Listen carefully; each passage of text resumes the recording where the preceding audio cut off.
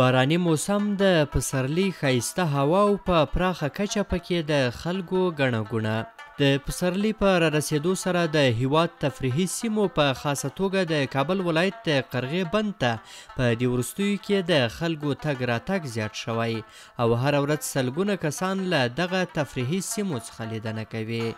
د قرغې بند ته راغلي سیلانیان وایي چې له وروستیو ورښتونو سره د قرغې بند او شاوخوا سیمو ښکلا څو چنده زیاته شوې ده او هره ورځ ورته د کابل په ګډون د هیواد له بېلابېلو سیمو څخه سیلانیان راځي.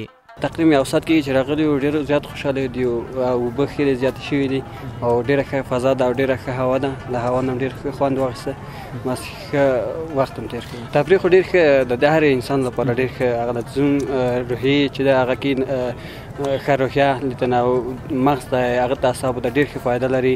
باید چې په هفته کې یو ورځ حتما چې دا تفریح وکړي ځکه چې استراحت او تفریح ته ډېر انسان ضرورت لري. قرغې چکر ته راغلو نن ډېره ښه فضا وه، د فضا نه اول خوند واخلو او د اوبه هم زیاتې شوي دي الحمدلله او قرغه هم ښه ډکه شوې ده. اول خو چې راغلو لاندې نه ډېر سخت بیروبار یعنې خلک ډېر زیات راتلل او دا ملګري چې موږ سره دلته راغله خاص دغه ته راغلو چې د اوبه وګورو او دلته یو څه انځورونه واخلو د ملګرو سره ګډ دا به یو خاطره موږ سره پاتې شي د ژوند.